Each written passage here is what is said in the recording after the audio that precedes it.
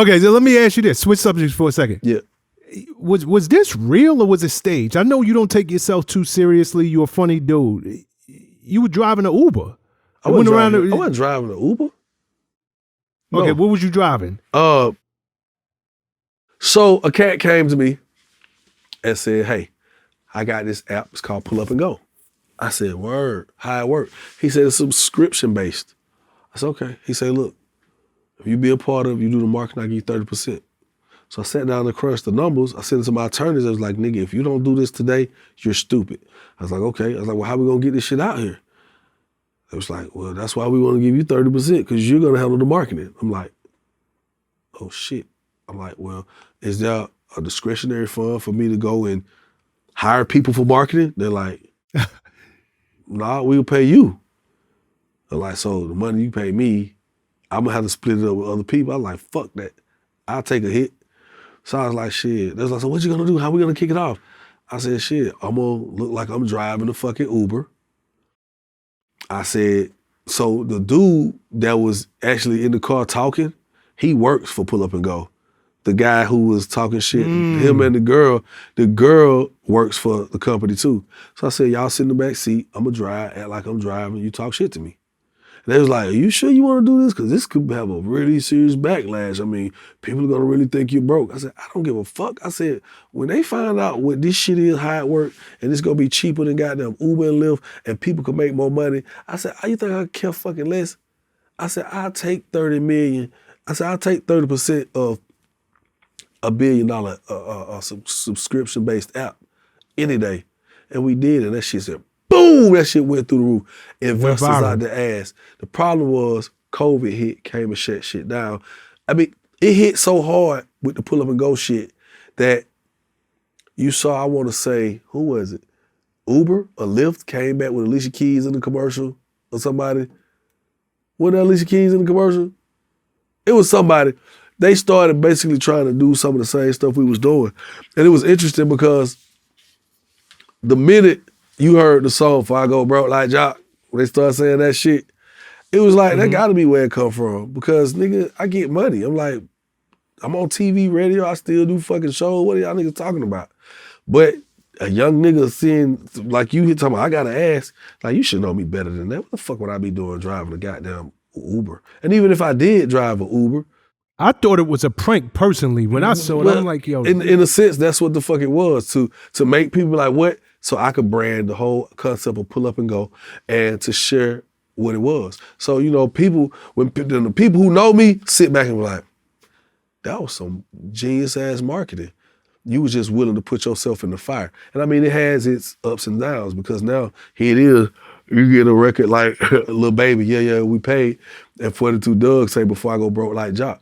People went with that narrative because shit, just a few months earlier, nigga, we seen you look like you broke driving an Uber. So I was able to walk my way right through that shit. Imagine this. Imagine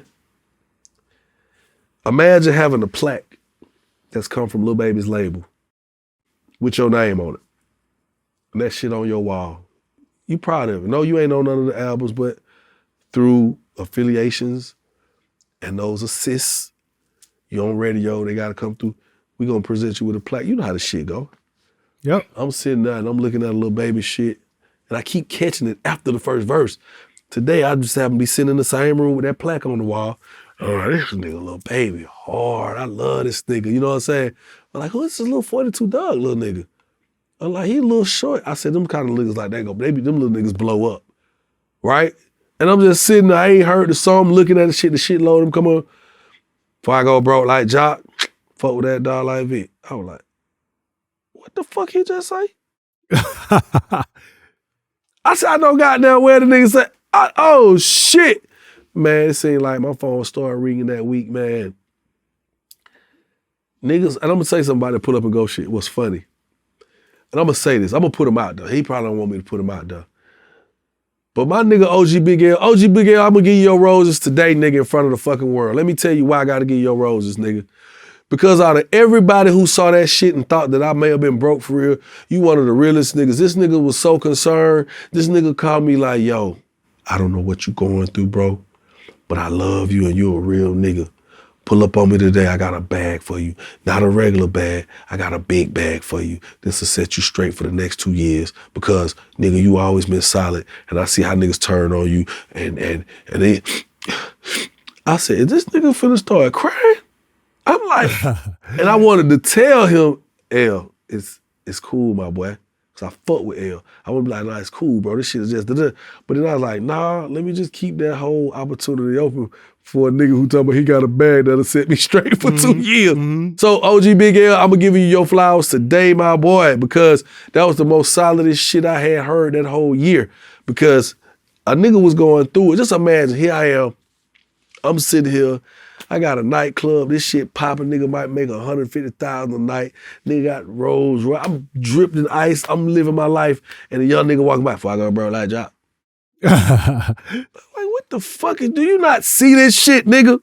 Do you not see my shit packed out? Do you not see me on the radio? Do you not see me on TV? Do you not, like, nigga, what? But that shows you how fast, that shows you